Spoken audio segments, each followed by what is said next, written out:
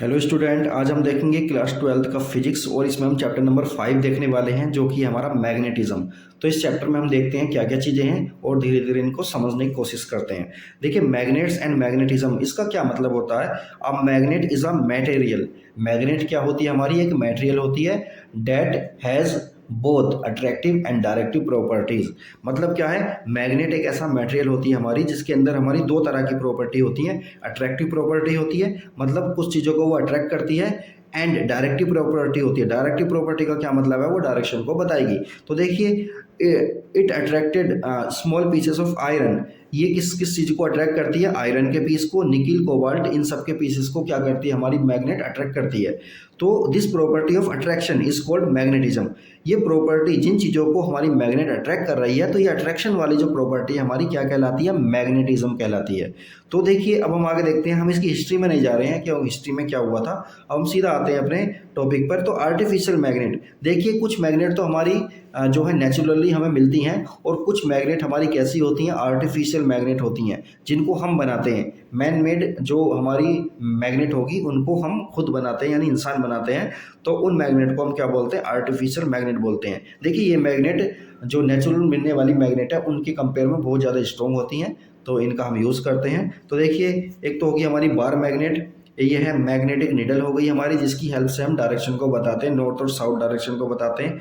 ये horse shoe magnet हो गई हमारी। इसी तरह से ये होगी ball ended magnet. Ball ended magnet का क्या मतलब है, इस जो बार है हमारी, इसके एंड पर हमारी बॉल टाइप में हमारी ये मैग्नेट लगी हुई होती है। तो चलिए समझते हैं इन चीज़ों को।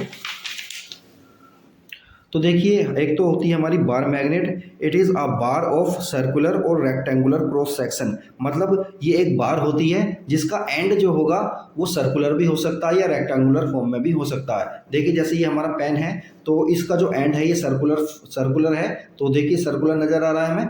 तो उसी तरह से देखिए, ये रेक्टेंगुलर भी हो सकता है। तो बार मैग्नेट में ये रेक्टेंगुलर भी हो सकता है या सर्कुलर भी हो सकता है। Magnetic needle, it is a thin magnetise steel needle. ये क्या होती है, स्टील की निडल होती है जो मैग्नेटाइज होती है, और ये इसकी हेल्प से हम क्या करते हैं, जो है डायरेक्शन का पता करते हैं। हॉर्स शू मैग्नेट अभी हमने देखी। ये हॉर्स शू मैग्नेट का क्या मतलब है, जो घोड़ा होता है उसकी जो नाल होती है पैर में जो लगती है, वो उसके शेप की फॉर्म में जो मैग्नेट होती है उसे हॉर्स शू मैग्नेट हम बोलते हैं। इसी तरह से बॉल एंडेड मैग्नेट अभी हमने देखी, जो कि बॉल मतलब क्या है, ये बार जो होती है हमारी, बार के एंड पर बॉल टाइप में हमारी मैग्नेट लगी हुई होती है।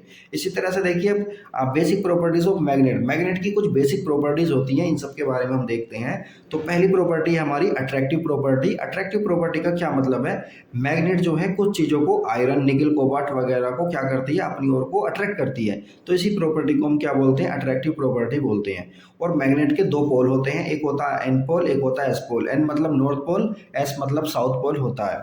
इसी तरह से देखिए, डायरेक्टिव प्रॉपर्टी होती है मैग्नेट के अंदर। इस डायरेक्टिव प्रॉपर्टी का क्या मतलब है, डायरेक्टिव प्रॉपर्टी का मतलब ये है, जब हम एक बार मैग्नेट को बीच में से लटका के, बीच में बांधकर किसी हल्के धागे से लटका देंगे, तो वो जो है हमारी, उसका एक एंड नॉर्थ डायरेक्शन में और दूसरा एंड साउथ डायरेक्शन में हमारा फिक्स हो जाता है। तो इसी को हम क्या कहते हैं, डायरेक्टिव प्रॉपर्टी कहते हैं। इसे हम घुमाने की कोशिश करेंगे तब भी ये क्या होगा, नॉर्थ और साउथ डायरेक्शन में ही फिक्स हो जाएगा। तो इस तरह की जो प्रॉपर्टी हमारी मैग्नेट के अंदर होती है, और इसकी हेल्प से हम बहुत सारी डायरेक्शन का पता किया जा सकता है। मतलब बहुत सारी जगह पर आसानी के साथ डायरेक्शन का पता कर सकते हैं।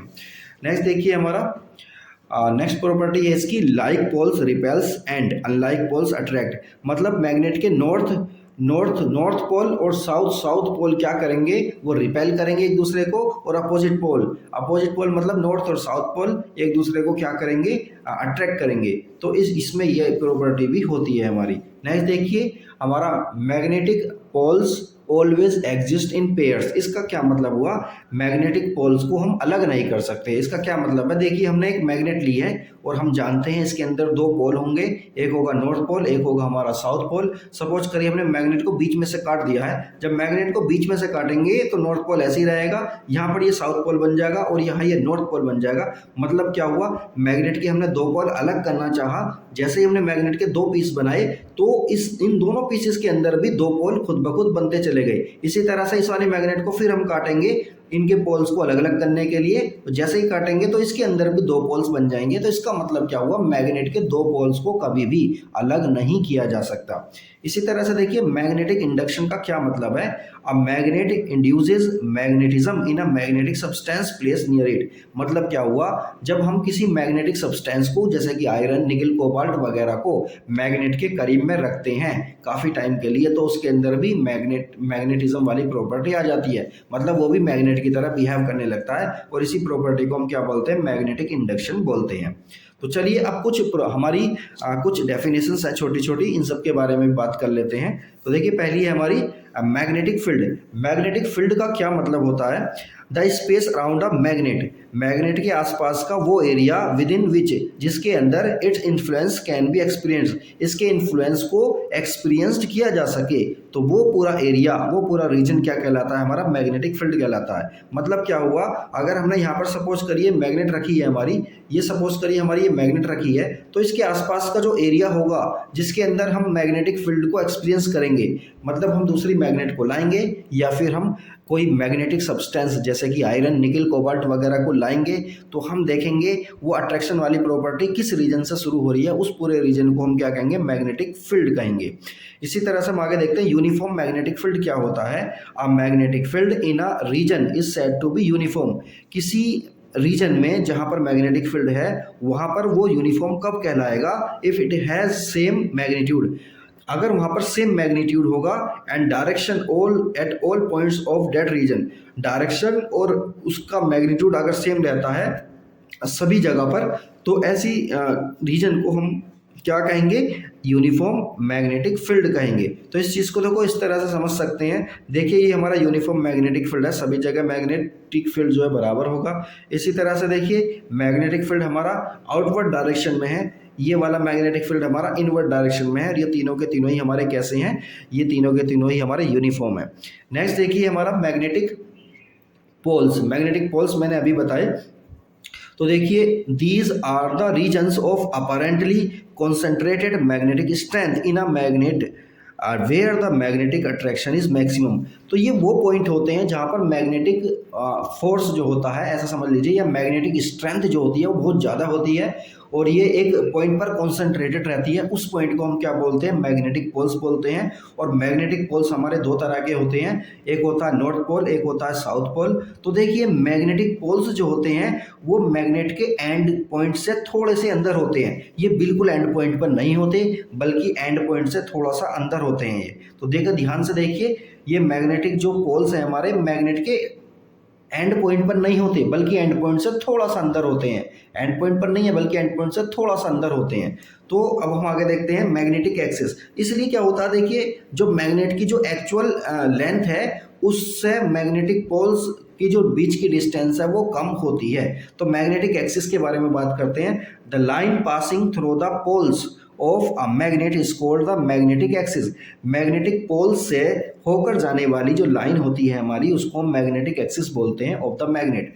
और मैग्नेटिक इक्वेटर क्या है, magnetic lines the line passing through the centre, जो लाइन मैग्नेटिक जो लाइन हमारी सेंटर से पास हो मैग्नेट के और मैग्नेटिक एक्सिस के परपेंडिकुलर हो, ऐसी लाइन को हम क्या कहेंगे, मैग्नेटिक इक्वेटर कहते हैं।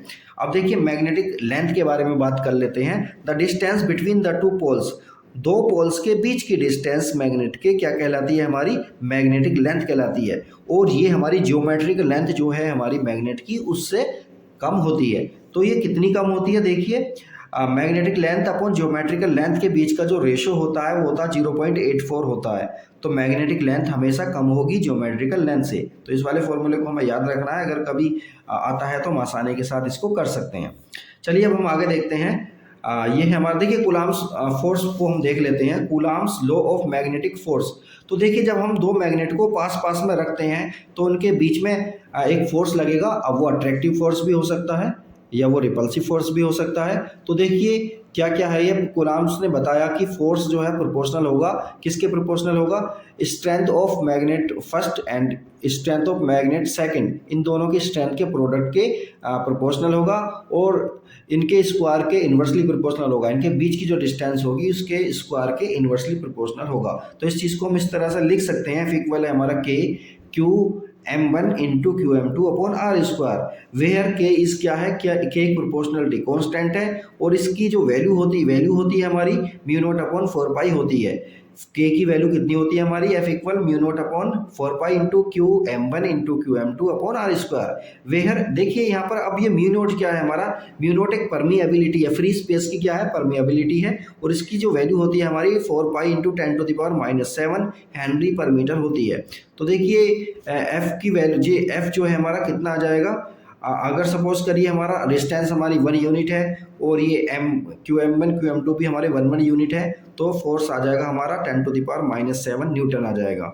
तो देखिए अब हम आगे चलते हैं, मैग्नेटिक डाइपोल के बारे में बात करते हैं। तो an arrangement of two equal and opposite magnetic poles separated by a small distance is called a magnetic dipole. देखिए कोई भी मैग्नेट हमारी मैग्नेटिक डाइपोल ही होती है। डाइपोल का मतलब है टू इक्वल एंड अपोजिट जो हमारे पोल्स हैं वो होने चाहिए उसके अंदर, और वो एक इस स्मॉल डिस्टेंस से दूर होने चाहिए।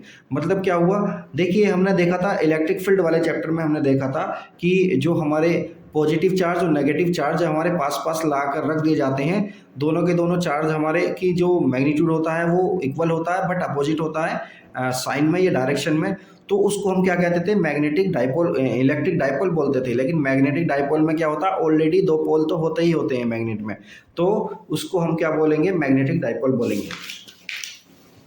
और इसको हम लिख सकते हैं, मैग्नेटिक डाइपोल मोमेंट को हम लिख सकते हैं, the magnetic dipole moment of a magnetic dipole is defined as the product of its poles strength and magnetic length. तो एम इक्वल क्या हो जाएगा, क्यू एम इंटू 2L। तो ये सब हो गया हमारा। इसी तरह से देखिए इसकी हम यूनिट के बारे में बात कर सकते हैं, एम्पियर मीटर स्क्वायर और जूल पर टेस्ला, इन ये दोनों ही की दोनों इसकी यूनिट हो सकती हैं। चलिए अब हम आगे देखते हैं,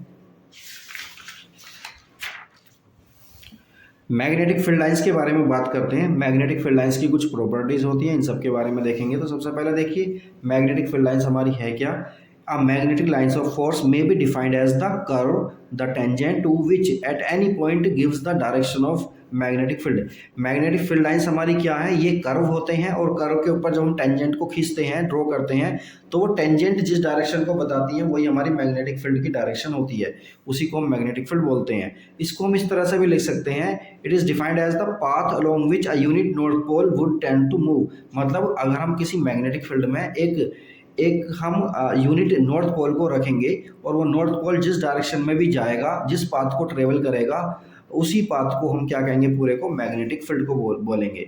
तो देखिए properties of lines of force, magnetic field lines की कुछ प्रॉपर्टीज हैं, इन सबको हम देख लेते हैं।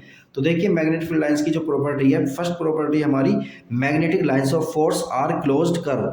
मैग्नेटिक फील्ड लाइंस कैसी होती है, क्लोज कर्व होती है, which start in air. Air के अंदर ये किस तरह से स्टार्ट होती है, नॉर्थ पोल से निकलती हैं ये, और जो है एस पोल में, नॉर्थ पोल में ये से निकलती हैं और साउथ पोल के अंदर ये एंटर कर जाती हैं। लेकिन मैग्नेट के अंदर जो मैग्नेटिक फील्ड लाइंस है हमारी साउथ पोल से निकलती हैं और नॉर्थ पोल के अंदर एंटर करती हैं। इस सबको भी हमें याद रखना है, ये क्लोज लूप बनाती हैं। मैग्नेटिक फील्ड लाइंस हमारी क्लोज लूप बनाती हैं। क्लोज लूप का मतलब क्या है, एयर के अंदर नॉर्थ पोल से निकलेंगी और एस पोल में चली जाएंगी, और मैग्नेट के अंदर भी ये चलती हैं, ये साउथ पोल से नॉर्थ पोल के अंदर चली जाती हैं। लेकिन इलेक्ट्रिक फील्ड वाली सिचुएशन में ऐसा नहीं था। इलेक्ट्रिक फील्ड में क्या था हमारा, इलेक्ट्रिक फील्ड लाइंस हमारी पॉजिटिव चार्ज से निकलती हैं और नेगेटिव चार्ज में एंटर कर जाती हैं, और नेगेटिव से नहीं निकलती, इसलिए क्या है वो क्लोज लूप नहीं बनाती इलेक्ट्रिक फील्ड लाइंस। लेकिन मैग्नेटिक फील्ड लाइंस हमारी क्लोज लूप बनाती हैं। चलिए आगे देखते हैं, the lines of force never cross each other. Line of force एक दूसरे को कभी भी क्रॉस नहीं करती हैं। अगर ऐसा होता है तो उस सिचुएशन में दो डायरेक्शन होंगी, जो कि इम्पॉसिबल है। तो मैग्नेटिक फील्ड लाइंस एक दूसरे को इंटरसेक्ट नहीं करती हैं। They start from and and on the surface of the magnet normally. ये मैग्नेट की सरफेस से नॉर्मली ही निकलती हैं और नॉर्मली ही एंटर करती हैं। तो इस चीज़ को भी हमें याद रखना है, मतलब 90 डिग्री के एंगल पर ही निकलेंगी, 90 डिग्री के एंगल पर ये एंटर करेंगी।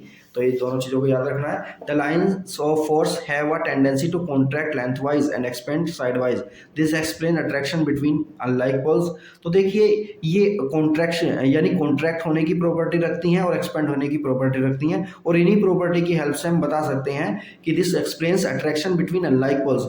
इसी प्रॉपर्टी की वजह से हम बता सकते हैं कि अनलाइक पोल्स के अंदर क्या होता है, अट्रैक्शन होता है, और जो हमारे लाइक पोल्स होंगे उनके बीच में क्या होगा, रिपल्शन होगा। The relative closeness of the lines of force gives a measure of strength of the magnetic fields which is maximum at poles. इसका मतलब क्या है, इसका मतलब ये है लाइंस ऑफ फोर्स जहाँ पर क्लोज क्लोज होंगी वहाँ पर जो मैग्नेटिक फील्ड है उसकी स्ट्रेंथ भी ज़्यादा होगी, और ये कहाँ होता है, पोल्स के आसपास होता है। तो इस चीज़ को हम देखेंगे। अब देखिए हम क्या कर रहे हैं, plotting magnetic field of a bar magnet. एक बार मैग्नेट है हमारे पास, ये रही, इसकी इस बार मैग्नेट की और इस कंपास निडल की हेल्प से हम क्या करेंगे, मैग्नेटिक फील्ड लाइंस बनाने की कोशिश करेंगे। तो देखिए इस कंपास को हम यहाँ पर इसके पास में रखेंगे, और कंपास का जो ये ब्लैक कलर का ये जो हो रहा है, इस निडल को हम देखेंगे कि इसका पॉइंट कहाँ जा रहा है। तो वहाँ पर हम क्या करेंगे, पेंसिल से एक निशान लगा लेंगे। उस निशान की हेल्प से हम क्या करेंगे, फिर इसको उठाकर आगे रखेंगे और इसका एस पोल उस वाले पॉइंट पर रखेंगे जहाँ पर हमने पॉइंट बनाया था। उस पर फिक्स करने के बाद फिर हम देखेंगे ये वाला पॉइंट जो है हमारा कहाँ पर है, फिर एक पॉइंट लगा लेंगे। इसी तरह से पॉइंट लगाते चले जाएंगे तो हमारी मैग्नेटिक फील्ड लाइंस आसानी के साथ बनती चली जाएंगी। तो ये सब हम एक्सपेरिमेंट जो है लैब में करते हैं, तो ये हमें पता होना चाहिए। तो चलिए अब आगे देखते हैं हम। नेक्स्ट है हमारा magnetic field of a bar magnet है। Magnetic field of a bar magnet at an axial point. तो क्या है ये, मैग्नेटिक फील्ड के बारे में हम पता करना चाह रहे हैं, किसके लिए, बार मैग्नेट के लिए, जो कि उसके एक्सियल पॉइंट पर है। और एक्सियल पॉइंट क्या होता है, देखिए बार मैग्नेट हो गई हमारी, इस बार मैग्नेट की जो मैग्नेटिक एक्सिस होगी, इसके किसी पॉइंट पर हम क्या फाइंड आउट करना चाह रहे हैं कि यहाँ पर मैग्नेटिक फील्ड की स्ट्रेंथ कितनी होगी, वो फाइंड आउट करना चाह रहे हैं। और ये इसे क्या बोलते हैं, इस लाइन को हम एक्सियल लाइन बोलते हैं। तो चलिए देखते हैं इसमें क्या क्या करेंगे। तो देखिए ये वाला पॉइंट P जो है हमारा, ये इसके मिड पॉइंट से R डिस्टेंस पर है, और मैग्नेट की जो दोनों पोल हैं इनके बीच की जो डिस्टेंस है वो 2L है, मतलब यहाँ से लेके यहाँ तक L, यहाँ से लेके यहाँ तक L। तो अब हम देखते हैं N पोल और P के बीच की जो डिस्टेंस होगी वो होगी हमारी R माइनस L होगी, क्योंकि यहाँ से लेके यहाँ तक L R है और यहाँ से लेके यहाँ तक L है, तो ये वाली डिस्टेंस को माइनस करना पड़ेगा इस पूरी में से। तो यहाँ के बीच की जो डिस्टेंस होगी R माइनस L होगी। इसी तरह से देखिए S पोल और P के बीच की जो डिस्टेंस होगी वो R प्लस L होगी, क्योंकि R तो यहाँ तक है, L ये वाला भी ऐड किया जाएगा। अब हम आगे देख रहे हैं, नॉर्थ पोल की वजह से जो है हमारी, इस सपोज करिए यहाँ पर एक यूनिट जो है नॉर्थ पोल रखा हुआ है, यहाँ पर यूनिट नॉर्थ पोल रखा हुआ है, तो यहाँ पर इसकी वजह से हमारी एक मैग्नेटिक फील्ड होगा इस पर, और वो मैग्नेटिक फील्ड किधर होगा, ये क्योंकि ये भी पॉजिटिव है, ये भी पॉजिटिव है, तो ये जो है राइट साइड में होगा, और इस सी पर इसकी वजह से होगा लेफ्ट साइड में होगा। तो ये दोनों चीज़ों को हम देखते हैं, इनका ही हमें कॉम्बिनेशन निकालना है। तो देखिए नॉर्थ पोल की वजह से जो इस पर एक फोर्स लगेगा वो होगा mu not upon 4 pi q m upon R minus 1 R minus l का स्क्वायर, और ये अलोंग होगा एन पी डायरेक्शन में होगा, एन से पी डायरेक्शन में, मतलब राइट साइड में होगा। इसी तरह से देखिए एस पोल की वजह से इस पर एक फोर्स लगेगा, वो फोर्स कितना होगा हमारा mu not upon 4 pi q m upon R plus l का स्क्वायर, और ये अलोंग पी एस होगा, पी एस मतलब ये लेफ्ट साइड में होगा। अब इन दोनों का ही हमें क्या निकालना है, इन दोनों का ही हमें कॉम्बिनेशन निकालना था। टोटल फोर्स इस पर कितना होगा, बी एक्सियल होगा हमारा, force experienced by unit north pole minus pole at north pole at P point, मतलब पी पॉइंट पर हम दोनों के लिए निकालेंगे। तो देखिए ओबियस हमें माइनस करना पड़ेगा, क्योंकि दोनों की जो डायरेक्शन है हमारी अपोजिट है, तो हमें माइनस करना पड़ेगा। इसको हम माइनस करेंगे और फाइनली हम अपना आंसर निकालेंगे कि कितना आएगा। तो देखिए एक्सियल पॉइंट पर हमारा जो मैग्नेटिक फील्ड है वो कितना होगा, या ऐसे बोल सकते हैं फोर्स टोटल कितना होगा। तो फोर्स हमारा ये वाला होगा, और इसमें ही हम क्या कर रहे हैं, जब हम ये वाली लेंथ को हम बहुत स्मॉल मान लेते हैं तो इसको निगलेक्ट किया जा सकता है। फाइनली हमारा ये आंसर आ जाता है। इसी तरह से देखिए magnetic field of a bar magnet at a equatorial point. Equatorial point का मतलब क्या है, हमारी ये मैग्नेट हो गई, तो इसकी जो ये वाली एक्सिस होगी हमारी, इस वाली एक्सिस पर किसी एक पॉइंट P पर हम फाइंड आउट करेंगे। तो फाइनली देखिए इसका भी कितना आएगा, इसको हम देख लेते हैं इक्वेटोरियल पॉइंट पर। तो फाइनली करके मैं बता देता हूँ, ये आएगा हमारा बी इक्वेटोरियल होगा हमारा mu not upon 4 pi M upon R square plus L square की पावर 3/2, या फिर इसमें हम L को जब निगलेक्ट कर देते हैं, वेरी स्मॉल मान लेते हैं R के कंपेयर में, तब हमारा फॉर्मूला ये वाला आ जाएगा। तो चलिए अब हम आगे देखते हैं। देखिए टॉर्क के बारे में बात करते हैं। टॉर्क क्या है हमारा, torque on a magnetic dipole in a magnetic field.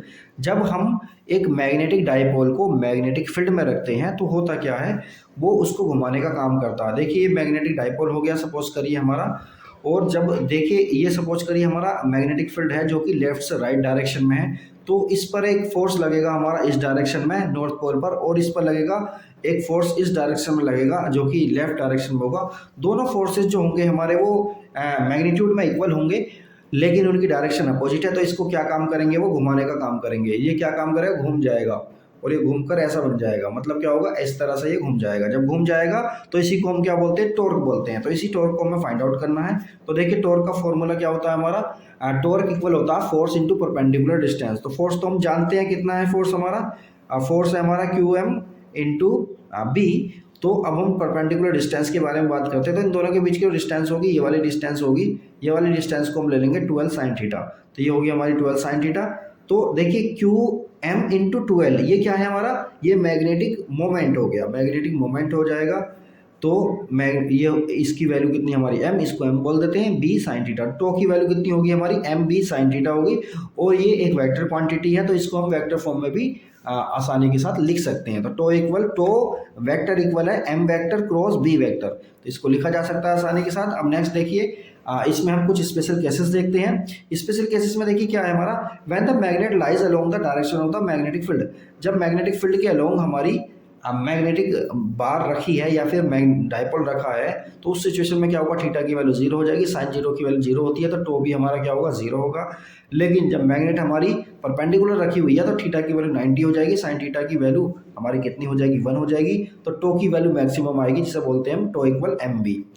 तो अब हम यहाँ पे देखते हैं डेफिनेशन ऑफ मैग्नेट डाइपोल, ये तो सब हो गया हमारा। तो हम इसकी यूनिट वगैरह के बारे में देख लेते हैं। यूनिट इसकी क्या होती है हमारी, न्यूटन मीटर पर टेस्ला, या फिर जूल पर टेस्ला, या फिर एम्पियर मीटर स्क्वायर, इसकी ये यूनिट होगी। और पोटेंशियल एनर्जी के बारे में भी हम देख लेते हैं। तो पोटेंशियल एनर्जी का मैं डायरेक्ट फॉर्मूला बता देता हूँ।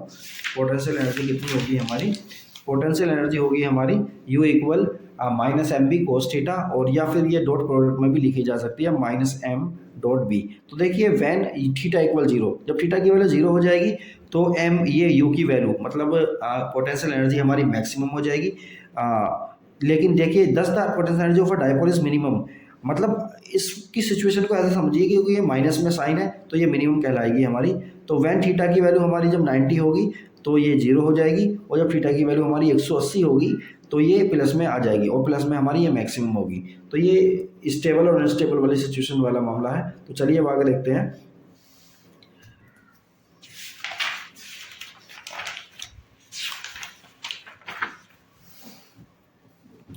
देखिए नेक्स्ट है हमारा bar magnet as an equivalent solenoid. Bar magnet एक सोलिनॉइड की तरह किस तरह से काम करती है, इसको हम समझ लेते हैं और फिर आगे देखेंगे हम।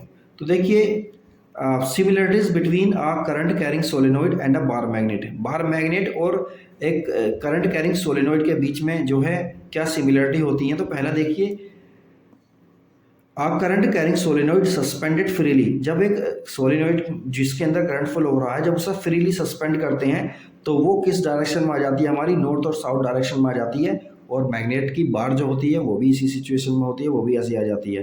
To current carrying solenoids exhibit mutual attraction.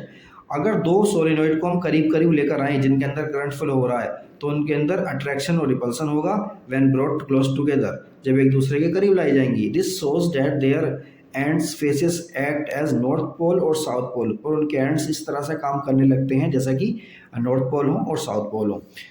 Figure shows the lines of force of a bar magnet while shows the lines of force of a finite solenoid। तो देखिए ये क्या फाइंड आउट करते हैं हमारे फिगर 24 और फिगर 25 हमारे क्या बता रहे हैं, ये बार मैग्नेट के बारे में बता रहे हैं और सोलिनॉइड के मैग्नेटिक फील्ड के बारे में बता रहे हैं। तो इसको हम आसानी के साथ देख सकते हैं, इनमें कितनी सारी सिमिलरिटीज़ हैं। तो अब हम आगे देखते हैं।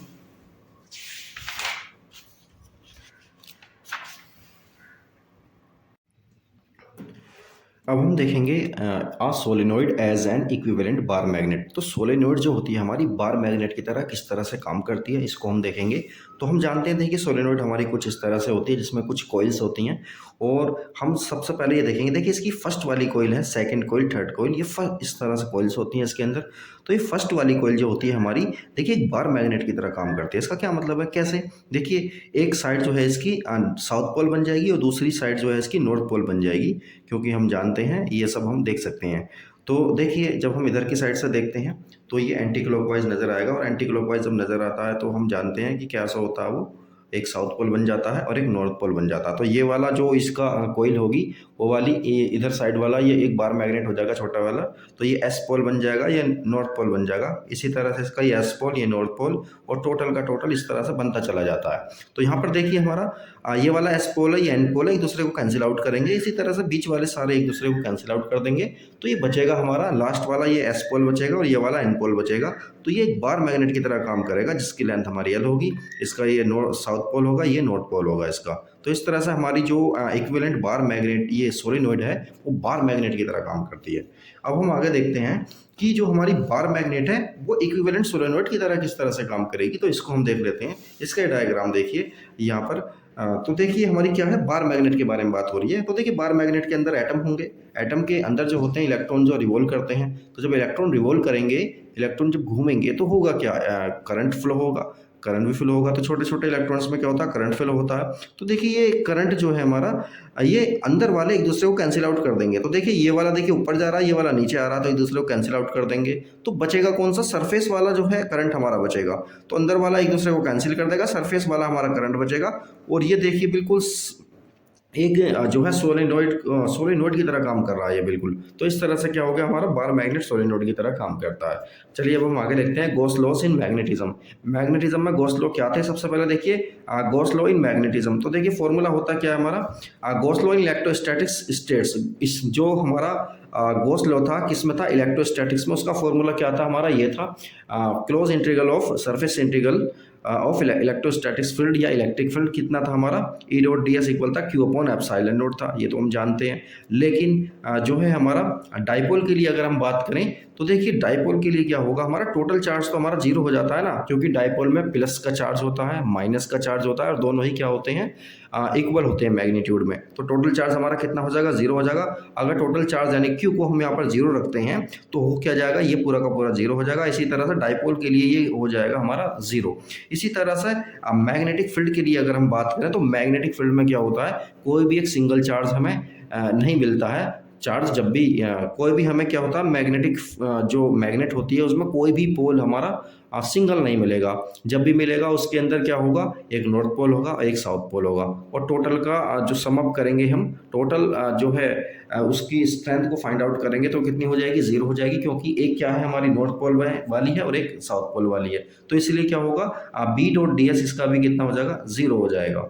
तो अब चलिए हम आगे देखते हैं। देखिए इस चीज़ को हमने, कुछ चीज़ों को इनसे हमने फाइंड आउट किया है, पता किया है कि इनकी हेल्प से क्या कर सकते हैं। तो ये क्या इंडिकेट करता है, Gauss law indicates that there are no sources और sink of magnetic field inside a close surface. तो क्लोज सरफेस के अंदर कोई भी ऐसा सोर्स नहीं है जिसके अंदर से मैग्नेटिक फील्ड निकल रहा हो और दूसरे के अंदर एंटर कर रहा हो, क्योंकि उसमें हम क्या देखते हैं, क्लोज लूप देखते हैं। मैग्नेटिक फील्ड जो है बाहर की साइड क्या होता है, नॉर्थ पोल से निकलता है, साउथ पोल में एंटर करता है, लेकिन मैग्नेट के अंदर ही क्या होता है, साउथ से निकलता है और नॉर्थ के अंदर चला जाता है।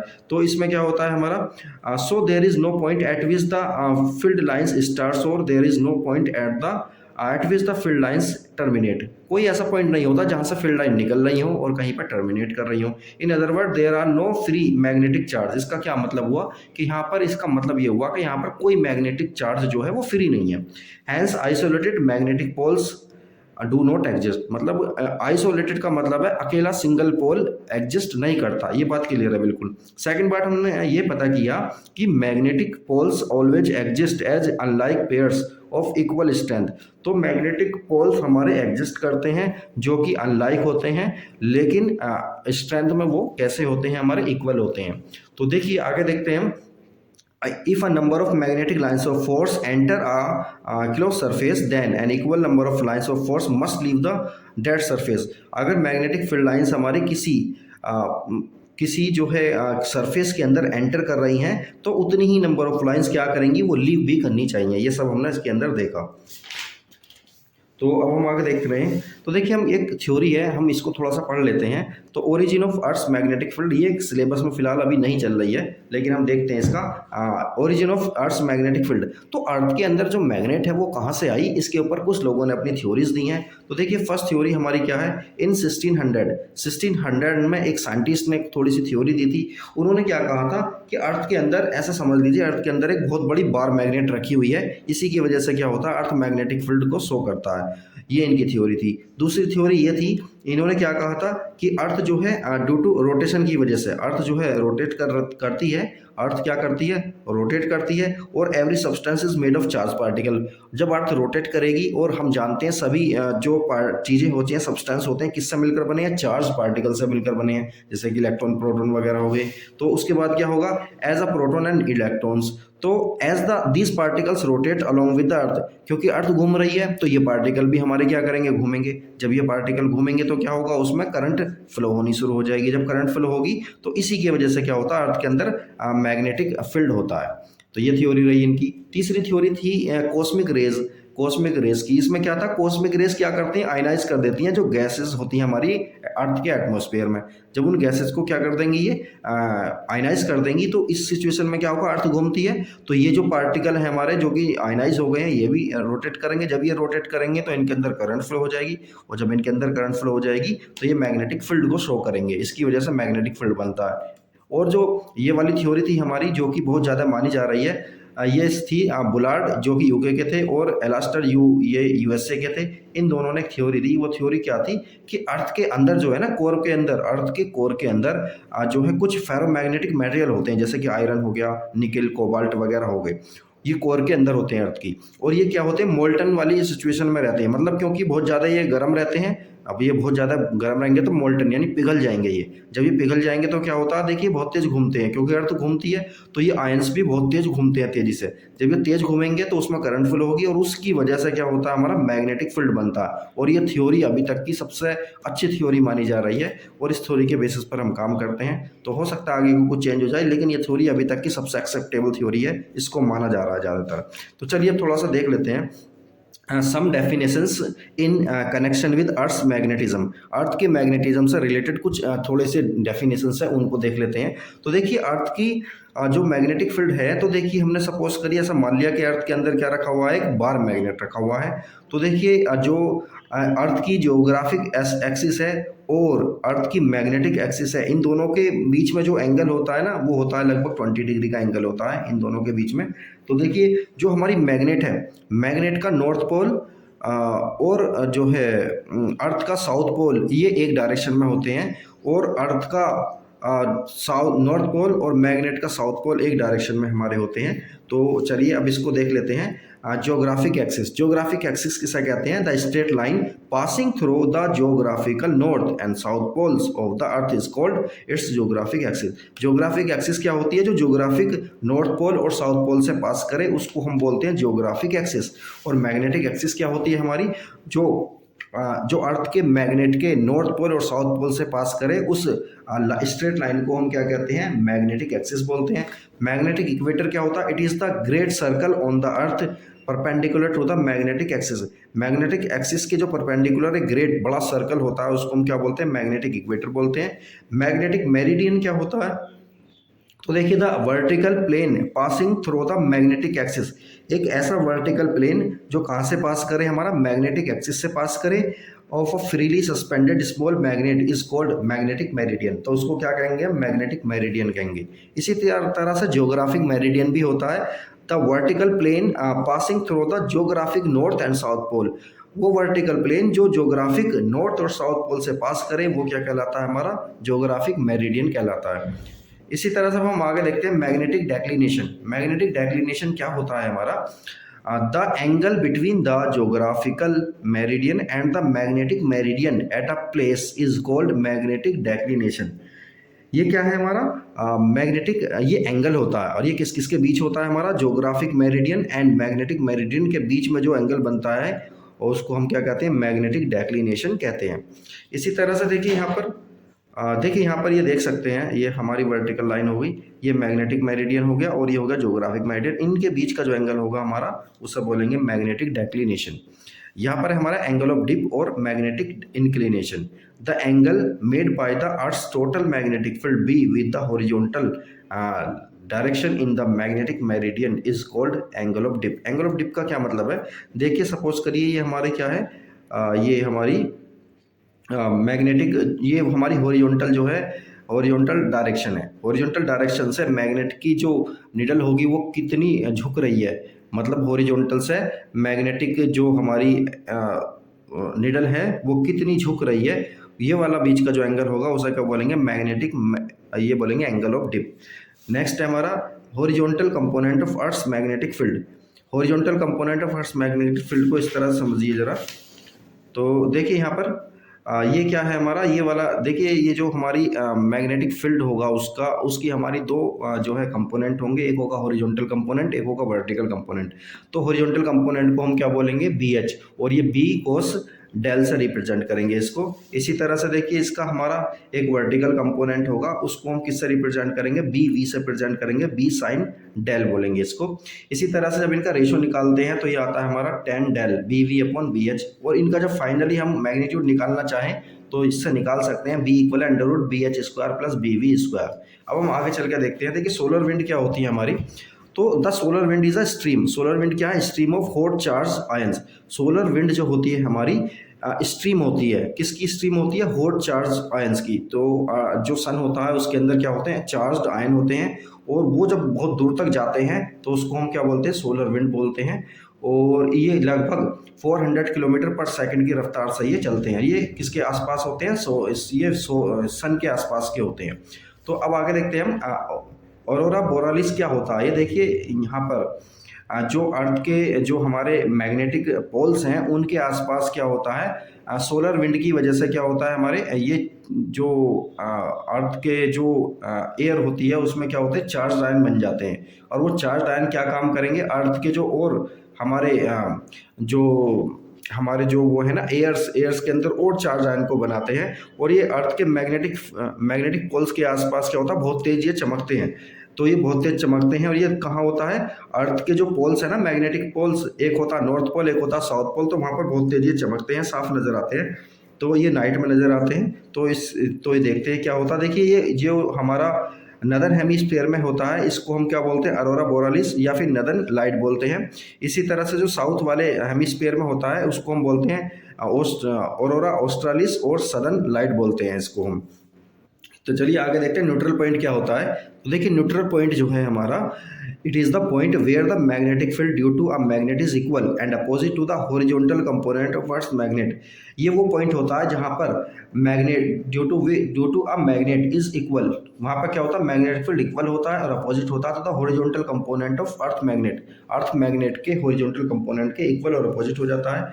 तो उसको हम क्या बोलते हैं, उसको बोलते हैं हम न्यूट्रल पॉइंट बोलते हैं। इसी तरह से देखिए हमारा पहले वाला ये पॉइंट है हमारा कि magnet placed in the magnetic meridian. Magnet हमारी कहाँ रखी हुई है, मैग्नेटिक मेरिडियन में रखी हुई है, with its north pole pointing north, और इसका नॉर्थ पोल कहाँ को पॉइंट कर रहा है, नॉर्थ साइड में ही कर रहा है। देखिए ध्यान से देखिए, ये हमारी मैग्नेट रखी हुई है और इसका देखिए ये नॉर्थ पोल है और ये नॉर्थ डायरेक्शन में ही है। इस सिचुएशन में देखिए मैग्नेटिक फील्ड लाइन्स हमारी कैसे निकलेंगी, नॉर्थ पोल से निकलेंगी, साउथ में चली जाएंगी। इसी तरह से देखिए नॉर्थ पोल से बाहर निकल रही है और ये साउथ पोल में एंटर कर रही है। इस सिचुएशन में जो होगा हमारा न्यूट्रल पॉइंट, दो न्यूट्रल पॉइंट होंगे और वो जो मैग्नेटिक एक्सिस है उसके परपेंडिकुलर होंगे। एक पॉइंट ये रहा हमारा न्यूट्रल पॉइंट, एक पॉइंट हमारा क्यू, पी और क्यू ये हमारे क्या रहेंगे, न्यूट्रल पॉइंट रहेंगे। चलिए आगे देखते हैं दूसरी सिचुएशन इसकी क्या बन जाएगी। तो देखिए सबसे पहले तो देख लीजिए कि इसके जो स्ट्रेंथ होगी न्यूट्रल पॉइंट पर, जो मैग्नेटिक फील्ड की स्ट्रेंथ होगी, इस तरह से हम निकाल सकते हैं mu not upon 4 pi M upon r cube. इस तरह से हम निकाल सकते हैं। और आर क्या है हमारी, इन दोनों के बीच के डिस्टेंस है न्यूट्रल पॉइंट्स के। सेकंड है हमारा magnet placed in the magnetic meridian with its south pole pointing north. इसका साउथ पोल नॉर्थ डायरेक्शन में जो इंडिकेट कर रहा है। तो देखिए ये साउथ पोल हो गया और ये हमारा नॉर्थ पोल है, तो ये अपोजिट रखा हुआ है, ऐसा समझ लीजिए। तो देखिए इस सिचुएशन में जो होगा हमारा, इस सिचुएशन में हमारा न्यूट्रल पॉइंट जो होगा वो जो मैग्नेट की एक्सिस होगी उसी पर लाई करेगा। एक पॉइंट हमारा पी ये रहा, एक पॉइंट हमारा क्यू ये रहा। तो इन पॉइंट्स पर हमारा जो मैग्नेटिक फील्ड होगा वो कितना होगा, बी एच इक्वल होगा mu not upon 4 pi two M upon r cube होगा। तो इसी तरह से देखिए अब हम आगे देखेंगे, कुछ छोटी छोटी डेफिनेशंस हैं, इनको देख लेते हैं। तो देखिए मैग्नेटाइजिंग फील्ड क्या होता है हमारा, the magnetic field that exist in vacuum and induces magnetism is called magnetising field. एक ऐसा मैग्नेटिक फील्ड जो एग्जिस्ट करता है, वैक्यूम में भी एग्जिस्ट करता है और ये इंड्यूस कर देता है, मैग्नेटिज्म को इंड्यूस कर देता है, तो इसको हम क्या बोलते हैं, मैग्नेटाइजिंग फील्ड बोलते हैं। तो ये होता है बी नोट इक्वल मी नोट एन आई होता है। मैग्नेटिक इंडक्शन क्या होता है, मैग्नेटिक इंडक्शन को देखिए थोड़ा सा समझिए। The total number of magnetic lines of force crossing per unit area normally through a material.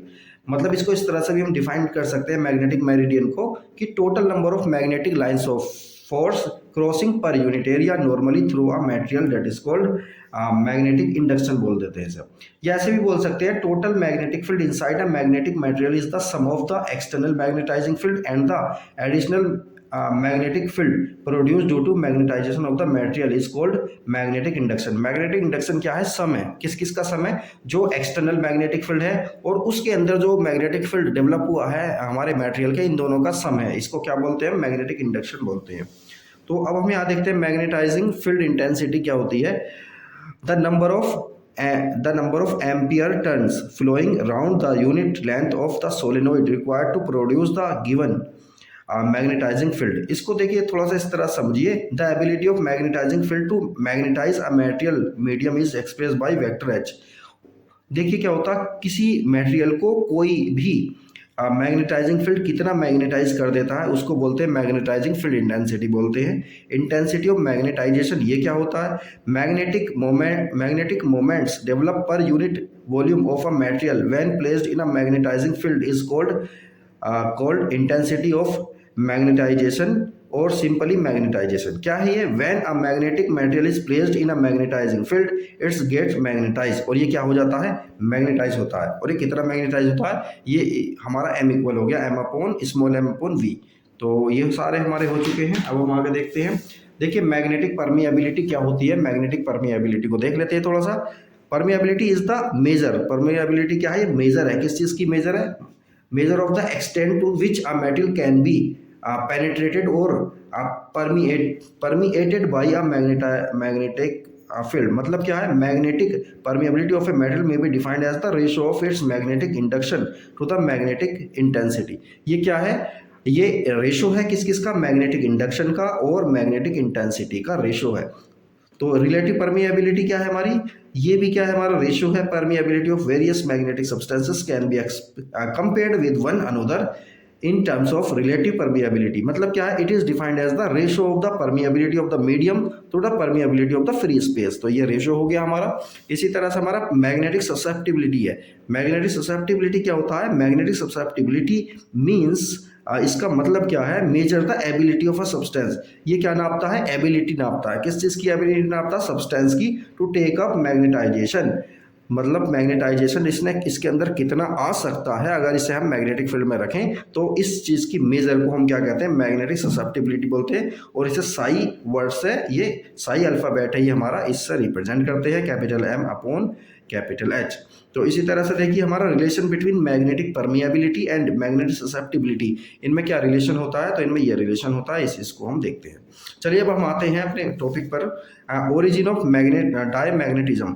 Diamagnetism की जो ओरिजिन है वो क्यों होती है, उस चीज़ को हम समझ लेते हैं। तो देखिए ये डायमैग्नेटिक सब्सटेंस हमारे बिस्मथ हो गया, कॉपर, लेड वगैरह ये सब होते हैं। तो इनके अंदर देखिए क्या होता है, इलेक्ट्रॉन जो होते हैं हमारे एटम के अंदर वो पेयर में होते हैं, और पेयर में क्या करते हैं, वो न्यूक्लियस के अराउंड क्या करते हैं, रिवॉल्व करते हैं। जब न्यूक्लियस के अराउंड रिवॉल्व करेंगे तो उस सिचुएशन में देखिए क्या होता है, जो पेयर वाले इलेक्ट्रॉन है उनमें एक दूसरे के क्या करते हैं, एंटी क्लॉकवाइज वो रिवॉल्व करते हैं। एक अगर क्लॉकवाइज रिवॉल्व कर रहा है तो दूसरा एंटी क्लॉकवाइज वो रिवॉल्व करता है। तो ऐसी सिचुएशन में क्या होता है, उनका नेट जो होता है, नेट हमारा जीरो निकलता है उनका। लेकिन जब वो ये सब्सटेंस को हम कहाँ रखते हैं, मैग्नेटिक एक्सटर्नल मैग्नेटिक फील्ड में रखते हैं, तो देखिए उनका मैग्नेटिक मोमेंट एक का तो बढ़ जाएगा, जिस डायरेक्शन में हमारा मैग्नेटिक फील्ड होगा, अगर उस डायरेक्शन में एक इलेक्ट्रॉन रिवॉल्व कर रहा है तो उसका मैग्नेटिक जो मोमेंट होगा वो बढ़ जाएगा, और कितना बढ़ जाएगा, m प्लस डेल m बढ़ जाएगा। लेकिन दूसरे वाले का क्या होगा, वो माइनस हो जाएगा, m माइनस डेल m हो जाएगा। तो नेट जो होगा पेयर का कितना होगा, 2 डेल m हो जाएगा। और ये क्या होगा, ये अपोजिट डायरेक्शन में होगा, but A points in its opposite direction. ये अपोजिट डायरेक्शन में क्या होगा, मैग्नेटिक मोमेंट इनका नेट अपोजिट डायरेक्शन में होगा। तो इस सिचुएशन में क्या करते हैं, जब इन्हें मैग्नेटिक फील्ड में रखते हैं डायमैग्नेटिक सब्सटेंस को, तो ये क्या होते हैं, थोड़े से क्या होते हैं, ये स्ट्रॉन्ग से वीकर साइड में क्या होते हैं, ये मूव हो जाते हैं। स्ट्रॉन्गर से वीकर साइड में क्या होते हैं, थोड़े से मूव हो जाते हैं। इसका मतलब क्या हुआ, ये रिपेल हो जाते हैं थोड़े से मैग्नेटिक फील्ड में। जब इन्हें को रखते हैं तो ये क्या होते हैं, थोड़े से रिपेल हो जाते हैं। इसी तरह से देखिए ओरिजिन ऑफ पैरामैग्नेटिज्म। पैरामैग्नेटिज्म का मतलब क्या है, मैग्नेटिक, देखिए हमने मैग्नेटिक सब्सटेंस पढ़े थे 3 तरह के। तो दूसरा वाला क्या है, पैरामैग्नेटिज्म हमारा क्या होता है। तो देखिए ऐसे मटेरियल, देखिए ऐसे मटेरियल के अंदर होता क्या है, ये अनपेयर्ड टाइप में होते हैं, पेयर में नहीं होते।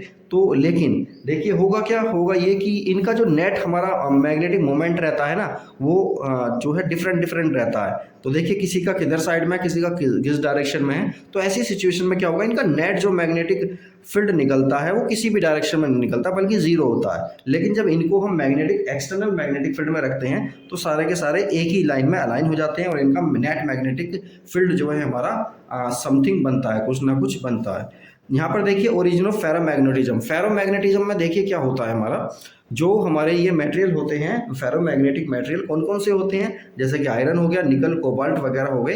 तो ये इनके अंदर क्या होता है, डोमेन बने हुए होते हैं, इलेक्ट्रॉन्स के डोमेन बने हुए होते हैं। तो देखिए डोमेन्स कैसे होते हैं हमारे, ये डोमेन्स कुछ इस तरह से होते हैं। तो एक डोमेन के एक ही डायरेक्शन में होते हैं, दूसरे डोमेन के किसी दूसरी डायरेक्शन में होते हैं। लेकिन करते क्या है, जब इस पर एक्सटर्नल मैग्नेटिक फील्ड लगाया जाता है तो ये सारे के सारे डोमेन जो हैं एक ही डायरेक्शन में मैग्नेटिक फील्ड की डायरेक्शन में अलाइन हो जाते हैं और वो बहुत ज़्यादा जो है मैग्नेटाइज हो जाते हैं ये। और इवन मैग्नेटिक फील्ड को हटाने के बाद, एक्सटर्नल मैग्नेटिक फील्ड को रिमूव करने के बाद भी इनके अंदर मैग्नेटिक फील्ड कुछ ना कुछ मैग्नेटिज्म इनके अंदर रहता है। तो ये वाले हो गए हमारे। इसके बाद हम देखिए इनकी प्रॉपर्टीज पढ़ेंगे। तो देखिए इनकी प्रॉपर्टीज पढ़ लेते हैं और फिर आगे चलते हैं। देखिए ये टेबल है इनकी।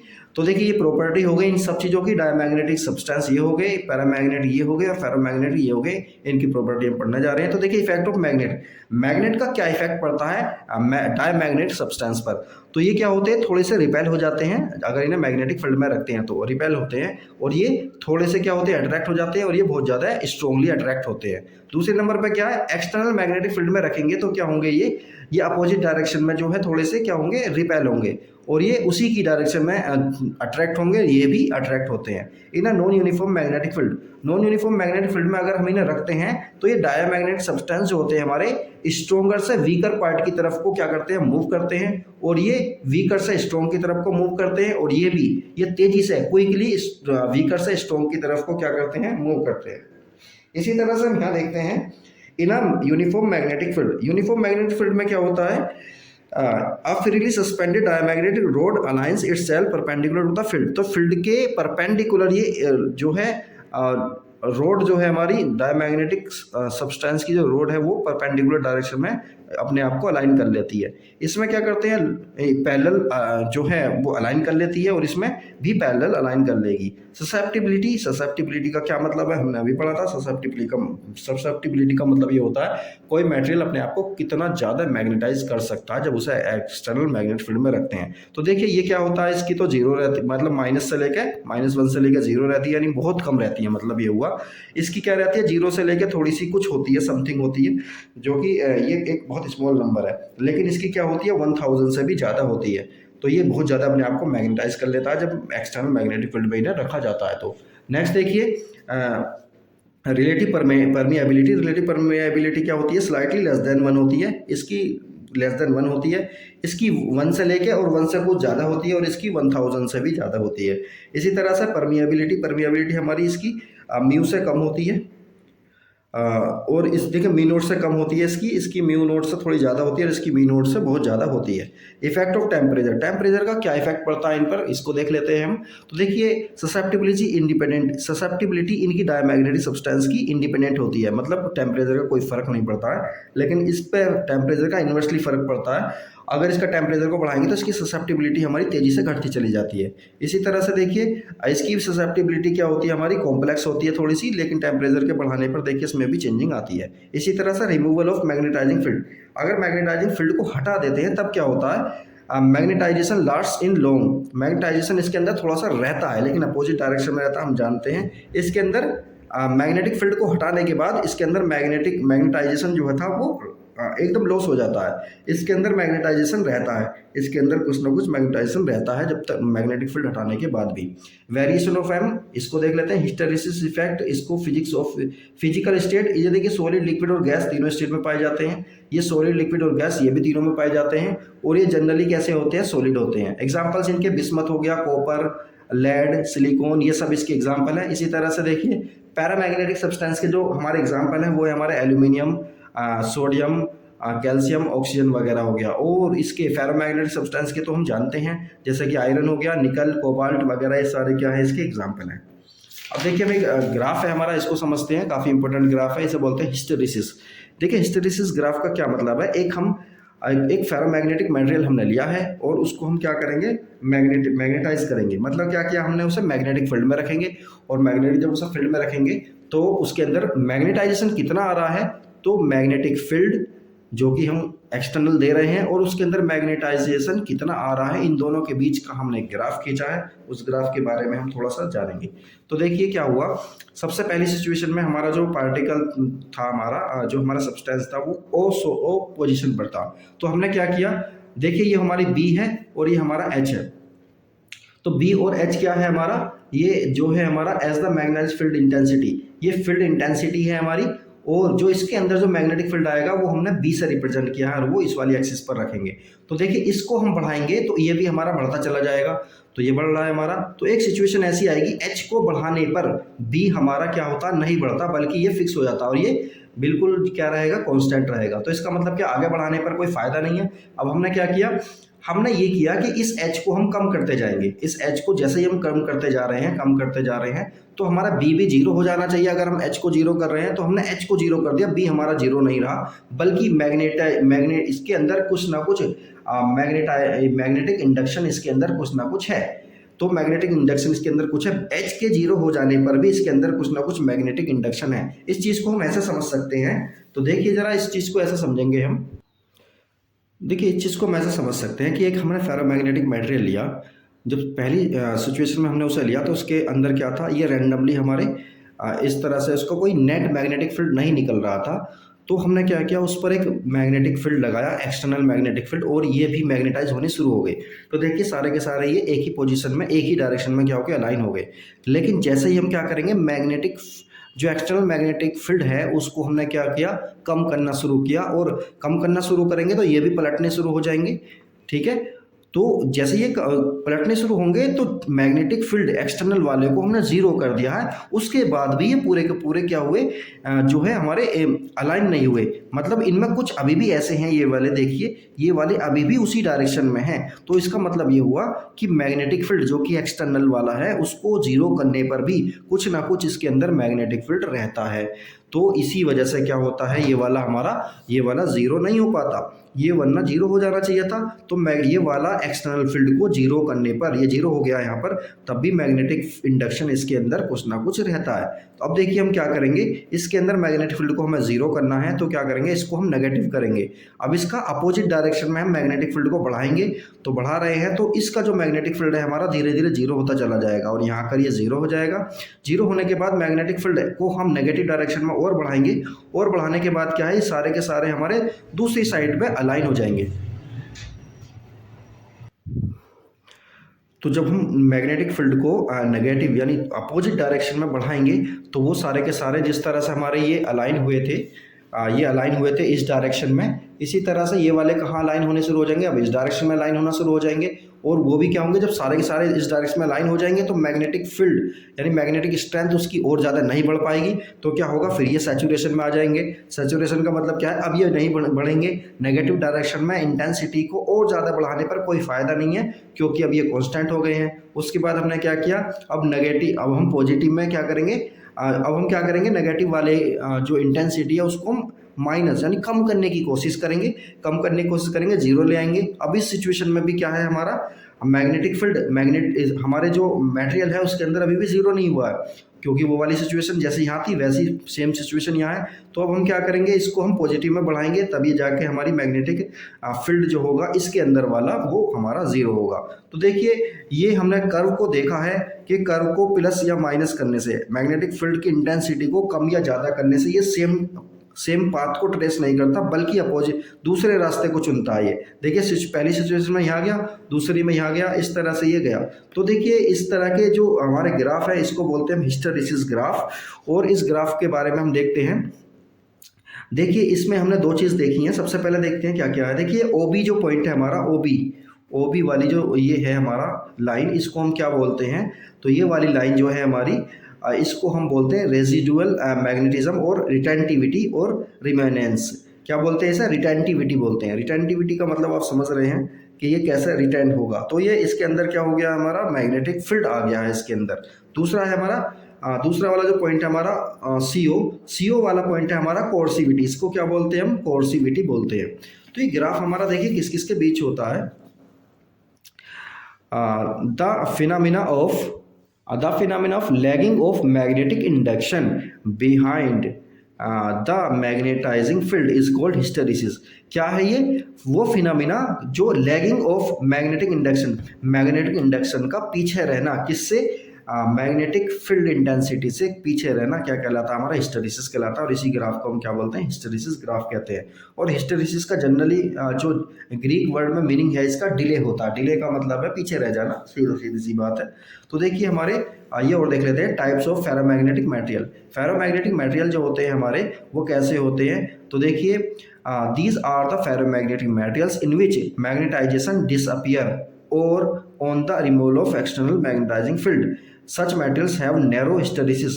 वो मटेरियल जिनके अंदर क्या होता है, सॉफ्ट फेरोमैग्नेटिक मटेरियल वो मटेरियल होते हैं जिनके अंदर क्या होता है, मैग्नेटिक फील्ड इंटेंसिटी को हटाने के बाद उनके अंदर जो मैग्नेटिक फील्ड डेवलप हुआ है वो एकदम रिमूव हो जाता है। और इसका ग्राफ कैसे बनता है, ये बनता है, और ये नैरो होते हैं थोड़े से। इसी तरह से देखिए हार्ड फेरोमैग्नेटिक मटेरियल वो मटेरियल होते हैं जिनके अंदर मैग्नेटिक फील्ड को हटाने के बाद भी उनके अंदर कुछ ना कुछ मैग्नेटिक फील्ड रहता है, और ये थोड़े से ब्रॉड होते हैं। तो देखिए इनका एग्जांपल देखिए, पहले वालों का होता है सॉफ्ट आयरन, एमयू मेटल, स्टेलॉय, ये सब होते हैं। और इनका जो एग्जांपल होता है हार्ड फेरोमैग्नेटिक मटेरियल का होता है, जैसे कि स्टील वगैरह हो गया है ना। तो ये सब हो गए हमारे। तो ये चैप्टर हमारा कंप्लीट हो गया है। अब हम कभी नया चैप्टर करेंगे अपना, तो वीडियो को देखते रहें, चैनल को सब्सक्राइब करें, वीडियो को लाइक करें, कमेंट करें, ये सब आप कर सकते हैं। कोई भी प्रॉब्लम हो तो आप कमेंट में लिख सकते हैं।